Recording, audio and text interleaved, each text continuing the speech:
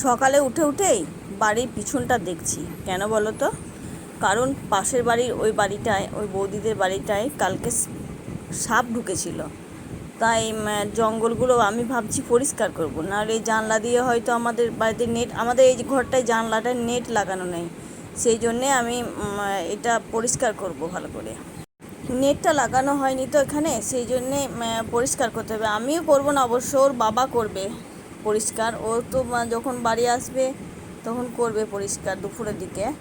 তো এখানে এই যে তিলগুলো এখানে রেখেছি আমার মাসির বাড়ি থেকে, বোনের বাড়ি থেকে, তারপর ওই পাড়ায় একটা আমার মামি হয়, সে দিয়ে গেছিলো তিল, অনেক তিল হয়ে গেছে। তো এগুলো আজকে একটু পরিষ্কার করব। মা সকালে উঠে সব কাজ টাজ করে নেয়, তো তবুও আমি এগুলো একটু পরিষ্কার করব। এগুলো পরিষ্কার করবো, মায়ের দ্বারা তো একা সম্ভব নয়। Radhe Radhe, welcome back to our channel. বন্ধুরা, তোমরা সব কেমন আছো? আমরা ভালো আছি।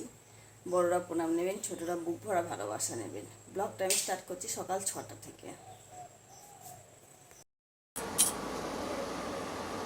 চাটা হয়ে গেছে, লাল চা তো।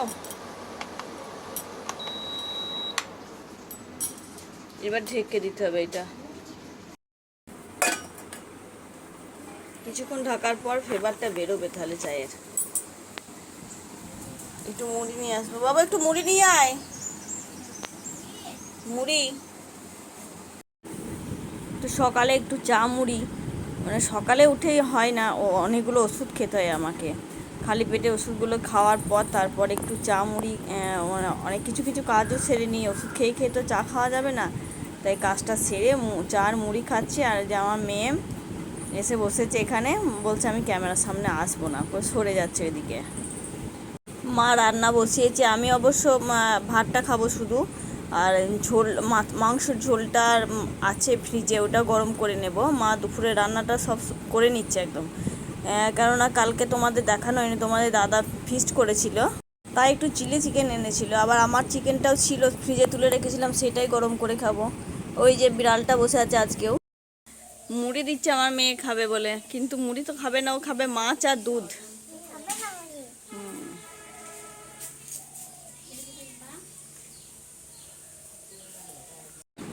তো আজকে অতটা খিচিমিচি নেই, কেননা মেয়ে স্কুলে যাবে না।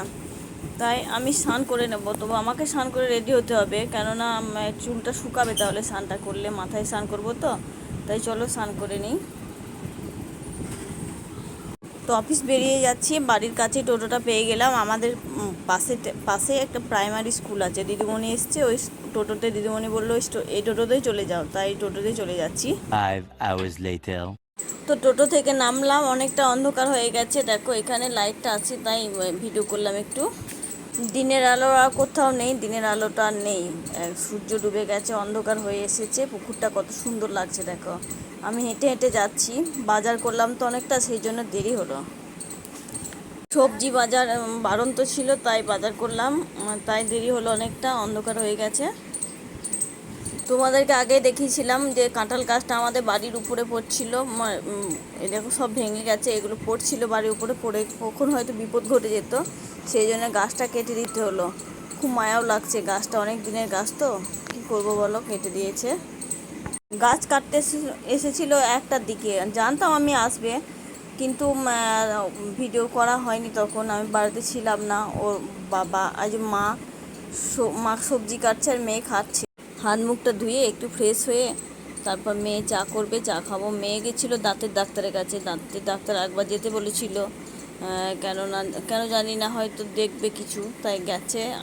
বাড়ি এসেছে, ও ঘরে রেস্ট করছে, চা করবে, চা খাবো। আমিও একটু ফ্রেশ হয়ে নিলাম, ও ফ্রেশ হয়ে নিয়েছে, চা করলেই চা খেয়ে নেব। তারপর অনেক কাজ আছে গো, রাতে রান্না হয়তো মা করে, আর দিনেই করে রেখেছে, আজকে দেরিতে রান্না হয়েছে। তো মেয়েকে চাটা খেয়ে মেয়ের কাছে পড়তে বসবে, মেয়ের কাছে বসবো। মেয়ে চা করেছে, এখানে মা টিভি দেখছে, মা চাও খাচ্ছে, আমিও চা খাচ্ছি টিভি দেখতে দেখতে। টিভি দেখতে দেখতে চা খেতে সন্ধ্যের সময়টা ভালো লাগে জানো তো। সন্ধ্যেটা আমরা দুবার চা খেয়ে ফেলি প্রায় এই টিভি দেখতে দেখতে। মেয়েকে পড়ায়, তার ফাঁকে ফাঁকে এসে একটু টিভি দেখি। মেয়ে পড়ছে ওখানে, আর আমি এখানে বসে চা খাচ্ছি, টিভি দেখছি। মেয়ে পড়া হলে আমাকে ডাকবে, আমি যাব পড়া ধরাবে। বড় মেয়েও পড়ায়, আমিও দেখে একটু, বড় মেয়েও দেখে। স্যার এসেছিলো বিকাল 4টের সময় না 4:30 সময় এসেছিলো, আমি আসার আগেই চলে গেছে। তো স্যারের পড়াগুলো রেডি করবে, আমাদেরকে তো একটু দেখতে হবে। তো যাই জায়গাগুলো ধুয়ে নেব, ধুয়ে তারপর মেয়ের কাছে বসবো। আর এখন আর কোনো কাজ নেই, যাই জায়গাগুলো গুছিয়ে ধুয়ে তারপর বসবো। মা একটু বসেছে, বসুক, এখন আর উঠতে হবে না। মা অনেক কাজ করে তো, সারাদিন ঘোরাঘুরি করে, আমি থাকি না।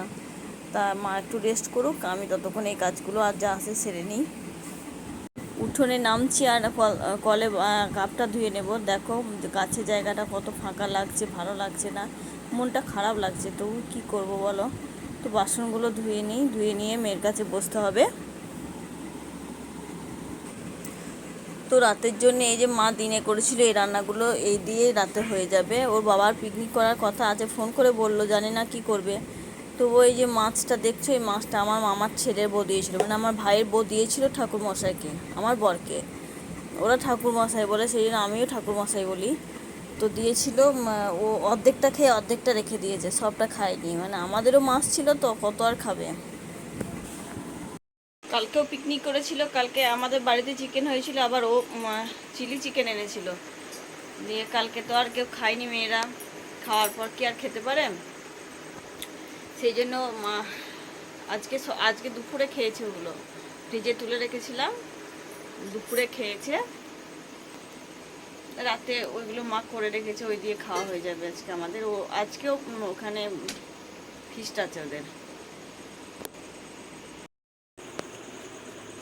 তো আমি সবজি কিনেছি বলছিলাম, অনেকগুলো সবজি কিনেছি। দেখো টমেটোটা ছিল আগে থেকে, ওলটা কিনেছি আমি, ওলটা কিনেছি, কাঁচা লঙ্কা কিনেছি, আর পটল আছে এখানে, পেঁপে, মূলো, আর এইটা কি যেন আছে, ও কাঁচকলা আর করলা। মা মুখটা বন্ধ করে রেখেছে। পটল আছে, কালকে থেকে নিরামিষ, তো আবার সবজি লাগবে অনেকগুলো। নিরামিষে একটু সবজি না হলে হয় না, সেই জন্য বাজারে গেছিলাম। কালকে ওল সিদ্ধটা করব।